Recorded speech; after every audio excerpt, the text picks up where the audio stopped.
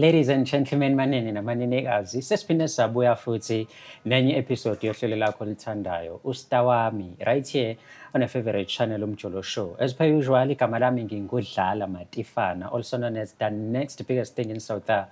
Wayazi ukuthi njalo uma ngabe ngivela ku-screen sakho, it could be a laptop, ifoni yakho, noma ngabe ikephi la ungibukela khona, ngiye ngikucela ukuthi-ke usubscribe, ulike, uphinde futhi ushare i-channel yethu uMjolo Show.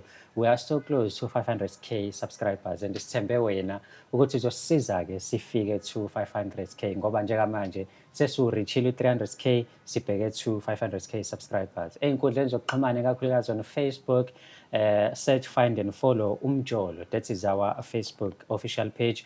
Ngaphinde futhi ungilandele as uDlala Matifana. Kulolu hlelo-ke sikhuluma iy'ndaba ey'ningi ezithinta abantu abaningi abahlukahlukene ezithinta ezemjolo. Mawukuthi nje unomjolo obonayo ukuthi uney'nkinga phakathi noma khona ofuna ukukuveza, uyasi-emaila to umjoloshow@gmail.com. That is umjoloshow@gmail.com. Njengoba ubona nje eceleni kwami namhlanje khona sisesinayo sokhuluma naye just to find out ukuthi engabe yini indaba yakhe ihamba kanjani nanokuthi yini embeka la namhlanje. Dadewethu, sawubona. Uyaphila bhuti? Ngiyaphila kunjani? Ngiyaphila. Siyajabula kakhulu ukuthi usithembe ngendaba yakho uzohlala nathi phansi sikhulume. Asiqale nje ekuqaleni ngokuthi uzazise sinobani namhlanje. Igama lami nguThabile ngwakamkhize, ngokuhlala ngisula la eNanda. Siyajabula kakhulu sibe nawe Gcwabe ohlelweni sizokhuluma nawe. Ngiyazi ukuthi njengoba ula namhlanje kunendaba ekushisayo ngaphakathi, kunezindaba ofuna ukuyiveza. Sathi usibeke yini ekubeka la namhlanje? Yabona nje bhutam, angikho right, ngiyavuma nje ukuthi ngiyaphila ngoba phela wena uhlangene kumele ngithi ngiyaphila. Kodwa kahle kahle angikho right. Into enze ukuthi ngibhalele le show yala ekhaya, uMjolo Show, ingoba nginenkinga emjoleni wami nomuntu wami. Kahle kahle ubaba wengane yami because sinomntwana ubizwa ngoAphiwe. So ubaba Aphiwe ngisanda kuthola ukuthi ubaba Aphiwe uyajola kahle kahle. Okay. And since ubaba Aphiwe ejola sekunenkinga nje ey'nkulu and ikona okwenza ukuthi ngibhalele la ngoba ngibonile ukuthi ngiyahluleka ukukhuluma naye. So ngabona ukuthi kungcono ngibhalele la mhlambe uzokwazi ukuthi ngisize ngiyilungise le nkinga engibhekene nayo. Ukujolela kanjani mhlambe ushintsha amantombazane noma kunomuntu nje specific okuyena agxile kuyena? Exactly, kunomuntu specific because akahluphi. Yabona mhlawumbe kuba uyahlupha ngabe sengimambile ngoba uyaphuza futhi. But kunalomuntu nje wesimame oyedwa and ngoba ngisho ukuthi sengibonile because ngike kwakhona indlela engenza ngaze ezenza ukuthi ngikwazi ukubona nami ukuthi okay khona lo muntu uyedwa futhi inamba ayishintshi yabo. Shuthi umuntu oyedwa nje lo inkinga kahle kahle kuthina soba u2 and sesinenkinga enkulu ke bu. Lento i-affecte kanjani mhlambe i-relationship yakho nobaba womntana wakho? I-affectile shem. Yabo kokuqala nje ukubaleke kunako wonke okwengane. Baba wengane yami ondla kahle futhi. All of the sudden umfana akasondli. Yabo manje uphelele 3 months baba wengane akundli. Shuthi nje njengoba unyaka lokuqalile nje baba wengane yami akasondli, ubika inkinga, isendlini ekamereni, useyabanda nje, ubona umuntu wakho uyamazi. Mulala nawe uyambona ukuthi okay uhappy yena sengathi ugcina icala ukuthi okay ngoba ngifikile endlini namhlanje ukuthi ngiyenze lento le emva kwaloko nje kuyayibandela kuyabanda nje. Ngiyazi ukuthi mina abantu abathandanayo niyaxoxa niyakhuluma. Mhlawumbe uma uhlala naye phansi uzama ukukhuluma about the situation, ukuphendula kanjani? Ithini i-respond yakhe kulento eyenzekalayo njengamanje kubudlelwane benu? Une-attitude. Njengoba ngisho kuyabonakala ukuthi khona umuntu esifazane ukhona une-attitude. Into ekade njengoba ngisho sade engenayo. Yabo ingane ethu ina6 manje. Shuthi lowo muntu lo sengimfundile ukuthi umuntu okanjani kusukela nje siqale nengane izalo. Manje une-attitude ekhona okay ngiqale ngacabanga ukuthi mhlambe unenkinga because ube sekhala ngeenkinga zezimali ngoba engasondla athi unenkinga zezimali ntona athi angibhatanise ngeqolo ngacabanga ukuthi mhlambe inkinga zaloko but ke into esuke yenzeka kahle kahle nje nabhuti umuntu wami uyaphuza so abantu mangabe efike ngasendlini amajita ngasendlini uwajwayele ne so mehambile ophuza nabo uyabuya azula lendlini ngiyamphoqa mhlambe lo weekend le yala lendlini kodwa umuntu wami bengenayo ipassword efonini all of the sudden umuntu wami sene password efonini uma ikhala ifoni uyayiziba le number esuka ifonile emva kwaloko uzombona mhlambe esikhathini esincane useyaphuma uyahamba uyabuya useyasimala right futhi usabulukile kade engekho right but uma kwangena le call le right okay into engayenza ngayithatha ifoni yakhe ephuzile ngayivula ifoni yakhe ngakwazi ukuthi ngibone inamba even though i-conversation engayifici yabo yayingasehambisani but khona ukususiwe. yes khona okungasekho kusho ukuthi ujwayele ukuthi ayidelete lento le okay ngabona I did it futhi okwesibili ngakwenza futhi ngabona ukuthi okay le number futhi kusayiyona ela futhi phezulu yabo futhi i-conversation ayihlangani then ngayithatha ke leyo number leyo yabo ngilo ngizama ke loso singimbhalele ngihlaphe because omunye umuntu esifazane yabo uzongiphendula nakhombisa isiphela umuntu wami inkinga yakhe iyodwa into engilethela akaphendula uvela ngihleke mangithi ngiyambhalela noma ngimfonela abamba ifoni avela ahleke athi oh wena yabo the fact that it's oh wena mase ahleke shuthi uyangazi lowo muntu lo so mengabe umbhalela lo sisi lo umbhalela uthini kuyena like angimbhaleli phela ngendlela ngim-approach phela ngendlela e-right ngim-approach nje ngendlela ungiqhamase ngithi nje yasebe hlukana nomuntu wami umfunani umuntu wami ngithi ngiyamthuka ngitshela ukuthi hayi mhlawumbe umuntu uzovukuzeka lutho akavukuzeki usisi wabantu njengoba uze la kwisho namhlanje yini lo ufuna ukuyi-achieve ngokuza la kulo muntu esifazane noma ufuna ukuthi ayazi okay into engifuna ukuthi nje usisi into engifuna ukuthi ungisize ngayo ukuthi ngoba ngisho ukuthi ngizamile mina ukumfonela akaphumeli obala mhlawumbe uma ngabe efonela wena mhlawumbe eze ukuthi ke mhlawumbe sekune show engenile phakathi uzokwazi ukuthi agonyuluke ngoba umuntu wesilisa uma ngabe ngikhuluma naye uvela ngitshela ukuthi hayi leyo nto leyo akayazi noma athi ayisho ukuthi mhlawumbe inamba engangena ngephutha ngiyidakelwe mina mhlawumbe mama ayikho leyo nto leyo nokuthi ke phela abuye ale njengoba ngisho ukuthi usehleze elwa ngisho athi uyena wrong kodwa mina ogcina manje sengathi mina mfana ngixolisa so ngifisa ukuthi usisi uma ngabe sikwazile ukuthi simthole ngikhulume naye ngixoxisane naye ngimuzwe ukuthi kahle kahle nomuntu wami benzanani both and banesikhathi singakanani and umuntu wami nginenkinga manje ukuthi akusangena imali endlini yabo le nto le ngabe le mali uyidla naye yini ngoba zikhona izithombe uthola ukuthi uphumile but ngingaboni ukuthi uphume noba yabo so ngiyasola ukuthi uyena lo sisi lo so lento ngendlela oyichaza ngayo sengiyabona ukuthi ayigcini ngoku-affecta i-relationship yenu kuphela but isi-affecta nomntwana wenu because akasamondli manje exactly and njengoba engamondli akukujabulisi because uyazibona izinto abazenzayo bebo babili bayaphuma yonke leyo nto yes I know ngeke aphume nabantu besilisa bayolala emashidini amhlophe that can never happen shuthi nje umuntu wesifazane lona and nje into ebaluleke kakhulu Nkosi yami ngifuna imali engane kona konke kuyangihlula ukondla ingane angisebenzi nginekhaya libheke mina nami njengoba ngila eThekwini so kunzima imali bengiyithola kuyena lo mfana lo so nje imali engasayitholi kuyena imali eqolo ayilutho bhuti wami ayilutho so utheme ngabe ukondla ingane nawe ukukubhekelela ngemadlana ethize akungeni mali kuwena at all kahle kahle emalini ebingena even though bengasho ukuthi okay le yakho but emalini abekwazi ukuyifaka bengikwazi ukuthi nami idingo zami ngikwazi ukuthi mhlawumbe sithi ngizobamba no 500 yabo into kanjalo then okunye ngenze kwengane manje nje u500 eqolo usuye enganeni wonke angisatholi lutho ke mina yo ekuthokaneni kwenu ayikho i-response from usisi eke yabuya mhlambe wabona ukuthi lo muntu uyakhuluma behlezi nje ehleka hayi ngabe nginamanga shema ngitshela uyangihleka nje kuphela ngivela ngifayela amakhanda ahlekayo mangimfonela nakhona athi wena lo ahleka and I'm like imina lo uyangazi ngathi usunguba I've dropped ifone yani mhlambe ake sithole namhlanje ukuthi uzokwazi ukuthi akhulume nathi sibone ukuthi indaba yeni ihamba kanjani uready ukuthi simthinte ngiready Nkosi yami ngiready ngifuna ukwazi intombazane ukuthi ngifunani bandla shame uyitshele futhi nanokuthi ubaba kasamondli umntwana ngenxa yayo nje Yonke vele ebalekile ngifuna ingane yami ibuyele esimeni sayo because impilo ebesijwayele phela manje ayikho ngeke Mawuthi impilo obesijwayele ingane what do you mean like phela manje yazi ukuthi okay esikoleni iphatha izinto eziright uyabo manje u500 umalume uthatha wonke sekuyaphoqa ke manje ukuthi kumele ngihambe ngiyoyifaka eTaxini ingane angikwazi ukuthi u500 nginikeze umalume yabo nje kunzima ngifuna nje ingisize ngento eyodiyeka umuntu wami ukuze akwazi ukuqhubeka kondla ingane ukuze nami ngikwazi ukuqhubeka nempilo yami ingane engakanani lesikhuluma ngayo ingane yami ina 6 ish so ifuna grade 1 okay yeah so isancane and iyazazi ingane encane iyanotice amase khona ushintsho ukuse khona ushintsho likhona ke manje yani no singaloke esishona lena le asimfonele usisi sicela unginikeze inamba yakhe sibone ukuthi iyatholakala yo ay kushobile eThekwini hayi uyazi ke nawe ukuthi le show it's all about ukukhuluma nabantu sibone ukuthi siyabathola yini and mangabe sibathola kuhamba kanjani ngimboleka ifoni yakho sisi ngibone ukuthi siyabonga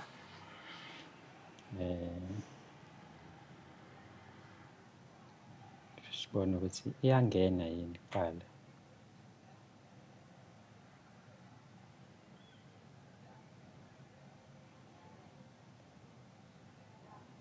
Okay, sibonge.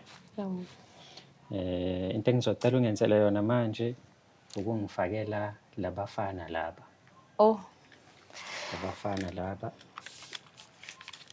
Sibone khona uzomuzwa oh khona ngizomuzwa. Ya, khona uzomuzwa uma bekhuluma. Ngizoke ngizwe Cabanga ukuthi namhlanje. kumele ngiyiphuzele amanzi. Iy'ndaba ey'ningi la zihlezi ngithusa.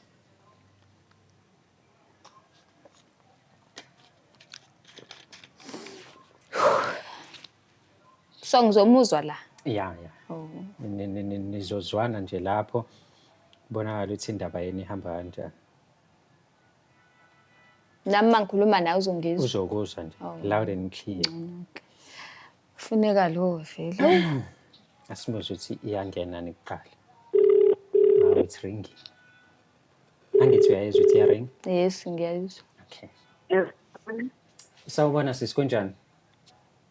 Ngani? Ngiyaphila. Ukhuluma noMatifana la kumjolo show. Umjolo show. Ngasiza kanjani?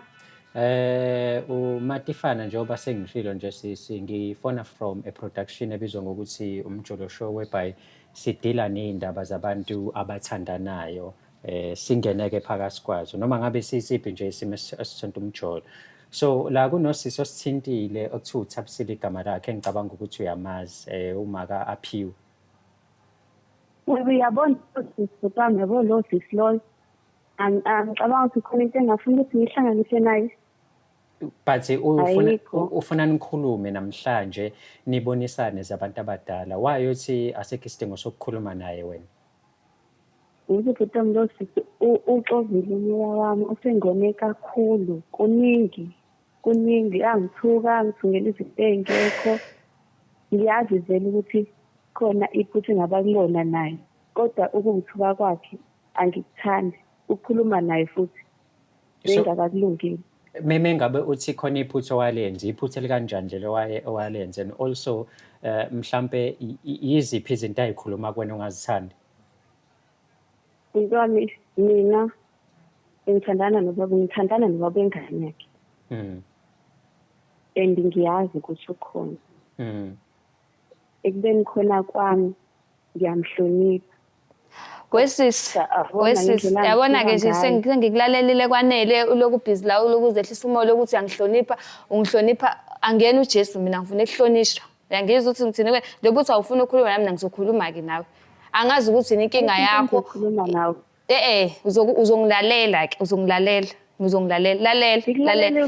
lalela sis lalela yabo iyangicika nalento ukuthi ngilokukhuluma nawe la efoneni ngoba uyigwala ngihlezi ngizama ukukufonela awufuni ukuza awulibambi ucingo mangithi ngifuna nje ukuthi mina nawe sikhulume ke njengabafazi ngoba phela mina nawe sabafazi njengoba sibange indoda eyodwa shuthi mina nawe sabafazi unanesibindi futhi sokusho ukuthi uyangihlonipha uhlonipha ngoJehova mina ngifuna ukuhlonishwa sisilalela mina ngikutshela indoda yami kuyimanje imali iyayithatha ispenda nawe because wena umhlonipho omkhulu wena ingane yami ayisadla ingane yami ayitholi izinto zayo.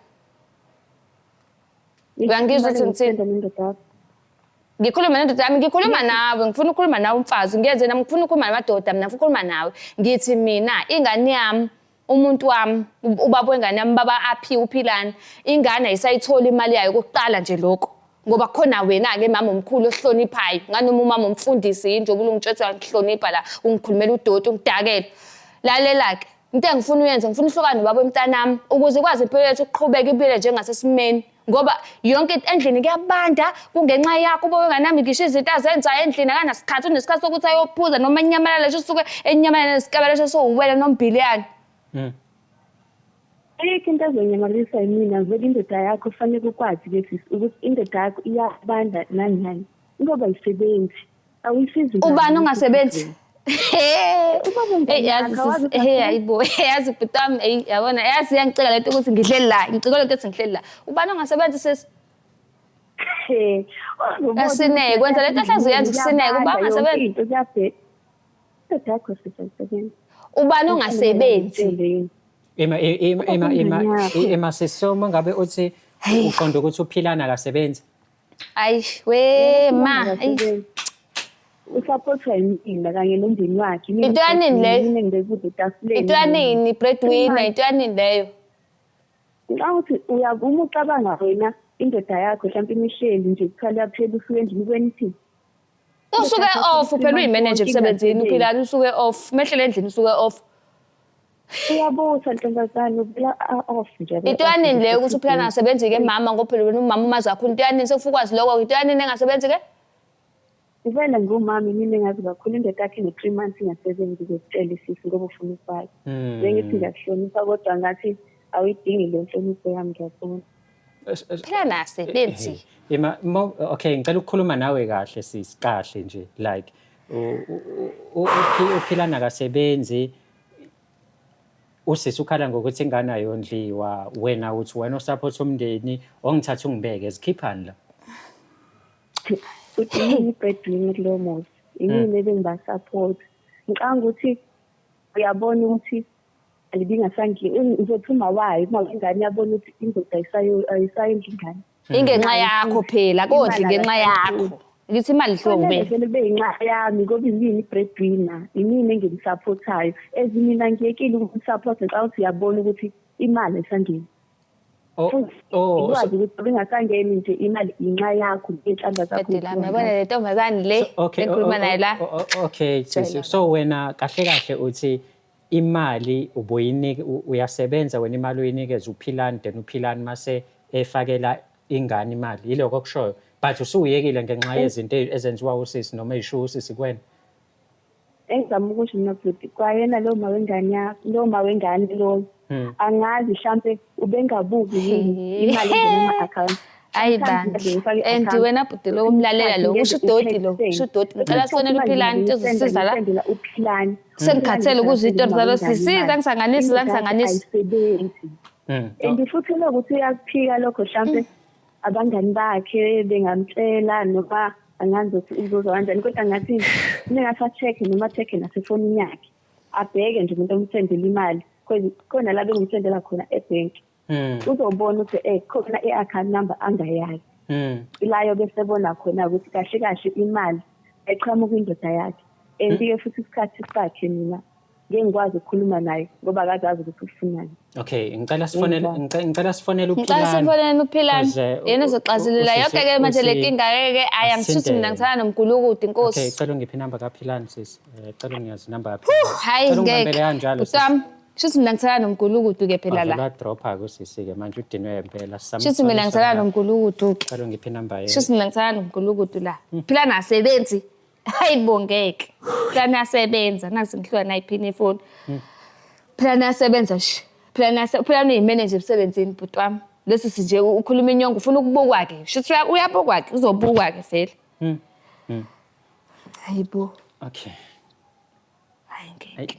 Hayibo. Hayibo ngeke. Azashisela hayibo. Philana asebenza shuthi mina ngihleli nohodoba endlini. Shuthi phela uhodoba lo ngihleli naye. Uthi uyasebenza engasebenzi. Hayibo abafana. Ke sibona ukuthi siyamthola yini. Let's try. Hayibo lesikhotheni baba wengane. Hayi bandla. Okay, iyaringa kuyena.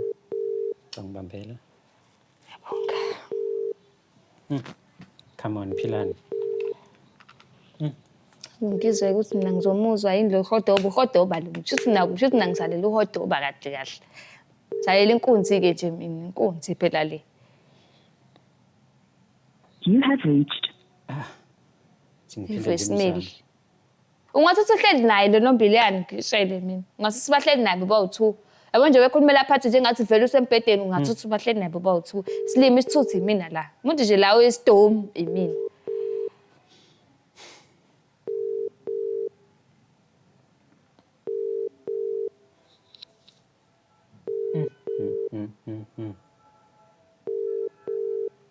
Hayi babe lesikhotheni ifoni. Hey inkosi yami. Hey. Hayi. You have reached. I still ngicela ukubuyela kuyena uAyanda. Ngimuzwe ukuthi ngiyamthola yini futhi because usevele wa drop manje after ukukhuluma zonke le ndaba. Yabona nje butami nakhona ngazi ukuthi yini lesazoyikhuluma nalo sisi mina yaphambili ngoba vele ungikhulumela amanga. Yebo I mean sis, Yebo. nemfethu ngiyaxolisa ukukuhlupha nanokuthi mhlambe ngiloye ngifona njalo. But ngikhathazekile Ngiyaphazamisa, ngiyasebenza, ngisemsebenzini, ngibani lokuningi ukuthi sizama nokufanele uphilani lana simthole mfethu. Anikho ndawonye noma wena usemsebenzini? Vele ngeke nimthole ngoba ubalekile into zakhe. Ngeke nize nimthole. So basically wena dadewethu uthi uaphiwe wondliwa uwena noma ubondliwa uwena. Yini ekwenze wayeka ukuyondla ingane? Into enze ukuthi ngike ukondla ingane lo sisi bese ngivela nge-attitude engithuka engisho zonke inhlamba esho yonke lento abeyishayisa. Wena ubungeke yini umthuka umuntu ngoba phela mina ngikwazi indaba ukuthi wena uyondla. Wena ngikwazi wena ngeke yini umthuka umuntu sengibuza wena-ke mfazi. Wena ngeke yini umthuka umuntu ubone ukuthi okay sekuyabheda endlini ngoba khona umuntu okhona. Wena ngeke yini umthuka uyangisola mina ngokuthuka. Cha ngiyakusola ngokuthuka sithi ngoba ubera ngokuthuka ngifanele ukuthuka indoda yakho ngoba iyona indoda yakho. Abantu besilisa ubazi uthawubana igama lasisi? Ubani igama la Ayanda. Wena Ayanda sisi awubazi yini abantu ukuthi besilisa ukuthi abantu besesabavuma. Wena-ke wena njengoba ngikubuza ukuthi wena ngeke yini uzuphatheke kabi ubone. And wena-ke futhi bengizama ukuthi ngikubhalele ngikufone indaba ngoba phela uyakhombisa ukuthi ngazuthi umuntu ongenawo umoya ophezulu ntonto. Why ungangitshela iqiniso ukuthi sisi njengoba lokhu uzikhathaza ngami mina kwenzeka kanje. Why manje kumele ngikukhole ukuthi wena obungondlela ingane yami yonke into njengoba ihamba kahle ingenxa yokuthi kukuthi. Why ubungakwenzi lokho? Into enze ukuthi ngingakwenzi lokho ile wena osuyenza yabo nje usuhambe yakwa-TV wayakuphi kuze ushisa isithunzi. Bengibalela ukushisa isithunzi ezimuntu wesifazane wazi ukuthi uwumuntu wesifazane wendlela ingane uwena kanye nomyeni wakho ucabanga ukuthi kuthini lokho kuzokuphatha kanjani. Kuphatha kahle kumnandi phela uhlala kahle vele. Lokho nje ngimhlalisa kahle. Cha Ilonto-ke sithi bengibalekela ukuthi angifuni kodwa engafuni ukubuza nabantu kodwa ukuthi ukusile wena nabantu. Cha sisi ngizwe. Ukuhlonipha. Yes ngiyakuzwa indaba yokuhlonipha nani but njengoba ngisho nami konke kade ngikwenza bengikwenza ngoba ngibona ukuthi endlini sekuyabheda. Ingane yami ayisayithola izinto. Ingane yami isancane okokuqala bonje ubuthi nje wena uma wayo la mina ngumama nje kuyona. Kuyacaca phela manje ngoba shuthi mina ngitshela ubaba wengane uright uhodoba-ke shuthi uphilani wesigebengu somgulukuthi okay fine. Wena ubondla ingane yami okay wena ubungaphatheka kanjani one njengoba usho nawe ukuthi imali awusayifaki ngobani ngoba mina bengithuka yini enza ukuthi-ke wena kuze kufike lapho ngoba phela mina bengiphatheke kabi ukuthi okay imali ayisangena endlini okay nalapho ngaphandle kwalokho before wena uyifaka imali beyivele izinto seyiqalile ngibona ukuthi ziyabheda iyona into enza ukuthi ngikuthuka hayi ngoba ngikuthuka ngoba nakungasile noma mhlawumbe kanjani ngoba vele kuyimanje njengoba ngisho ukuthi kunzima into enza ukuthi ngize kumjolo show hayi ngoba nangifuna ukubukwa ngoba ngisho bengingasazi ngizokwenza njani ngizamile ukukhuluma noPhilani ngiyahlule ukukhuluma naye ngazama ukuthi ngikhulume nawe akukhulumeki nawe that is why ngaze ngigcina sengize la njengoba sengithola iqiniso sengizama ukuthi okay angizwe ukuthi mhlawumbe kwenzakale njengoba usungitshelile-ke ngikhathele ngiwe ngisho ibele manje ngikhatheleke. Okay Ayanda mhlawumbe ungingenelela la mfethu. Uthabile la ungitshelile kade siqala ukukhuluma ukuthi ingane ineminyaka ewu6 and beku right ola lonke. Mhlawumbe wena uqale nini ukondla ingane? Unesikhathi esingakanani uyondla? Uqale nini ukubona ukuthi hayi ukhulumile mhlawumbe noPhilani ukuthi sozoyeka ukufaka imali manje ngoba ubaby mama wenza 1 no 2 no 3. Uqale nini ukondla umntwana noma ukuba supportive towards umndeni kaPhilani? Uqala kwami kahle uqala kwenza umndeni ila uphila umsebenzi. And istory sokuthi ngiyeke ukondla ingane nomndeni wonke uPhilani uyazi. Ngaka mina ngathi ngeke ngikwazi ukuyimela into ukuthi ngisheli ngithuka ngithukelwa wena ngithukela vele umuntu engena benefit mina although ngithanda absolutely ngiyamthanda kakhulu. Ingane yakhe bengithatha njengengane yami. Lo sisi loyo ngithukayo ngidilikayo bengingaboni ukuthi engaze ngidilika kanje ngoba mina bengimthatha njengosisi wami ngiyena inkinga naye. uPhilani bethi nethatha imali amfele badle endlini kube right ngingabi nankinga futhi. Ngiyabathanda yonke into.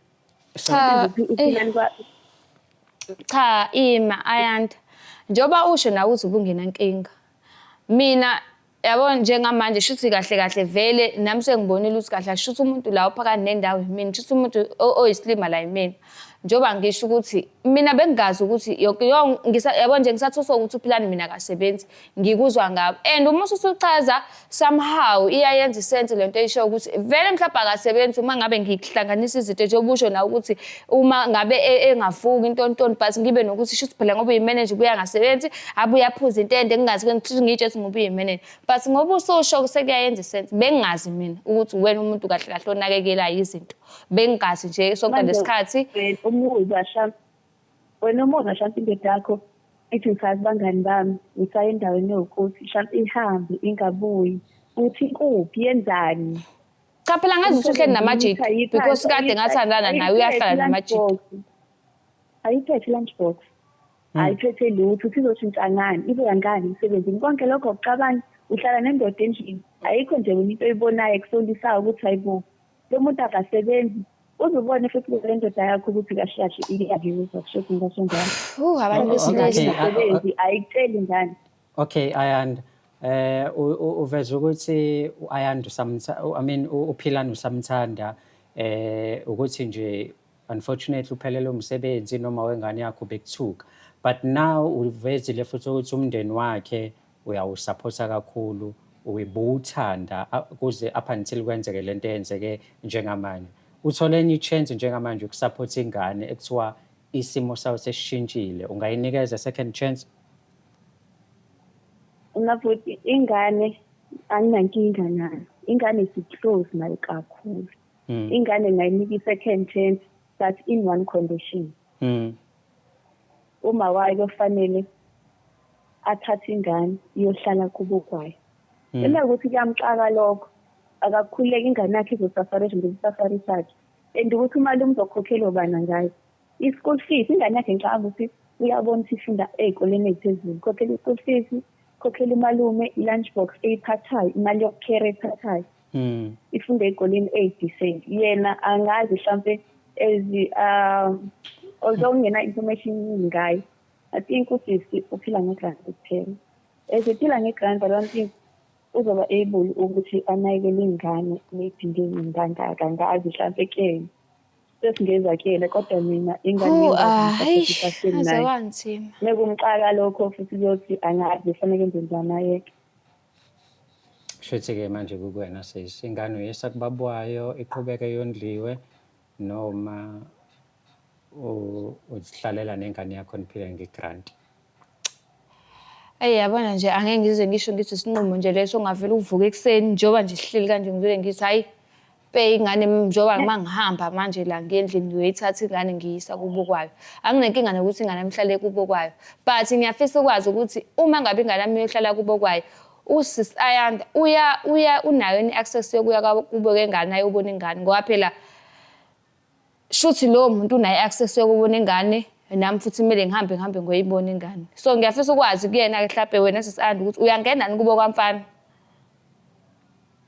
ahlala ngangeniyandayo umuntu uzothini ebengibambisene naye ngasho njalo ngihlala kanjani ngangeni okay shuthi okufanele ukwazi mhlawumbe futhi ukuthi ngikubone khona isikhathi lesifike nomfana njengoba besiqeda nje uqala inyaka zomntwana uke wayibuza nje ukuthi mhlawumbe uyithathe phizithe ngobani kanjani wavela nje wafika neyicathula after the sudden avela afika neyicathula uyayibuza nje ukuthi yaziphuma kule yicathula uthe ngoba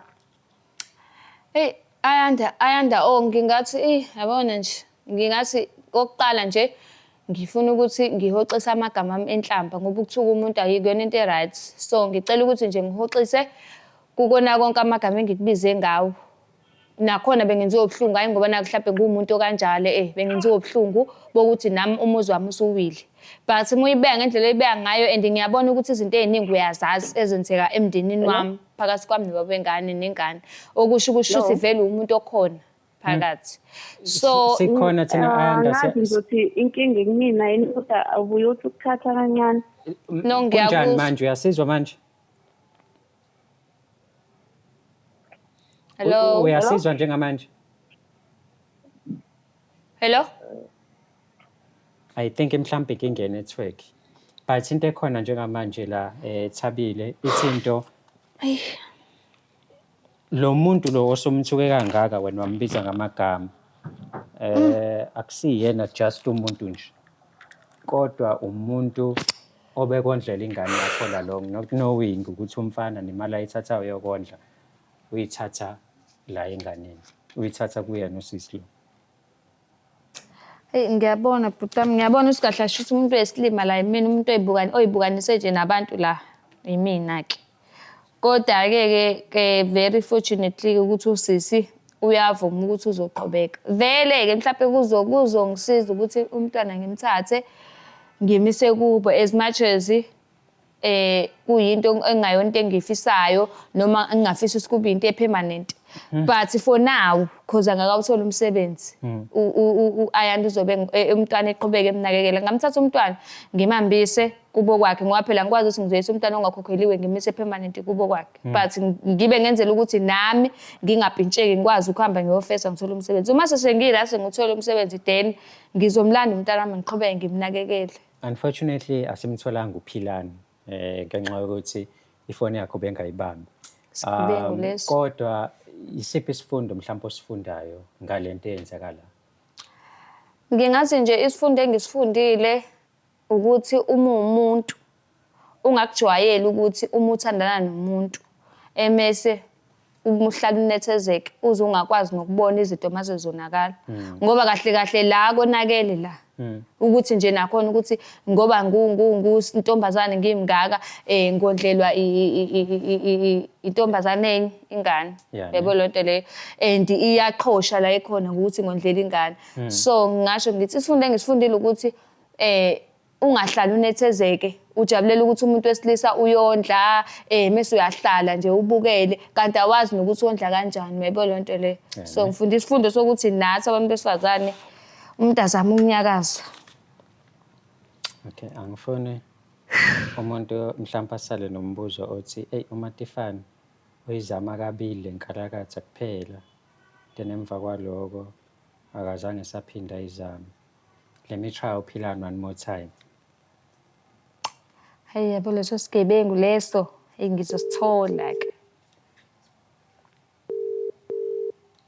ngizosithola leso sigebengu leso hayi bantu besilisa azokumangaza azokumangaza uyondlelwa hayi ngeke hayi Nkosi baba akubuka okugcina You have reached. I know akayibambi ubonile nambukeli simfonelile 3 times sangakwazi ukuthi simthole. Hopefully ingane izobuyela esimeni sayo kade isona athambise inhliziyo nawe siswehlisa enhlambeni bakithi. Ngiyazi mfethu akulula ukwamukela ukuthi unomnakwenu kodwa mewukuthi uyakusiza mhlawumbe kumele nilungise izinto. Ngicabanga ukuthi meyabe usuka la ufika ekhaya kumele umfonele kahle ke manje nikhulume abantu abadala ningathukani nibonisane because uyabona ukuthi umncengile yabo ukuthi akubhekelele umntwana wakhe isimo sakho nawe singakubi kahle ngokomsebenzi futhi uyiphilela ngegrant kuphela. Hayi kezakala bhutam ngizozama kanjalo ngoba ngeke one thing for sure ukuthi ngeke kuze kube permanent angikwazi ukukhulisela intombazane ingane but ngizofika endlini nje ngizodlisa usuku la namhlanje ngoba ngeke ngize ngiqaba manje ngithi phela umoya wami usuwehlile sengirathi ngisaphatheke kabi and njengoba ngithola into entsha ngithukile angifuni ukuqaba manje ngithukile ukuthi ngihleli nomuntu ngazi ukuthi uyasebenza kade asebenzi yabo. So ngizoyehlisa umoya nje just for today then kusasa ngizozama ukuthi ngikhulume naye ngaphela at the end of the day ingane mina impilo ayiqhubeke ukuthi mina ngizobhlungu ingane impilo iqhubeke. Yane mhlambe nawe nenkinga kanje noma khona ufuna ukumveza email us umjolosho@gmail.com that is umjolosho@gmail.com. Khumbula ukuthi ungayisebenzisa futhi leyo email address if you want to advertise with us as umjolosho. Kuningi kakhulu ke sikwenzayo la sinama-shows amabili currently njengoba ubona ukuthi silungisa umjolo and also nangu star wami okuyiwona-ke ukhipha ama-boom after i-boom. Kanti uma ukuthi ke ufuna mina as your DJ u-MC noma ngizokuthathela intombi yakho email me dlalamatifana@gmail.com that is dlalamatifana@gmail.com. Don't forget to follow us ey'nkundleni zokuxhumana sikhona umjolo that is our Facebook official page noma ungilandele as uDlala Matifana. Sibonga kakhulu ukubukela kwakho nawe ongakaveza basazokuveza la ungasabi siyabonga.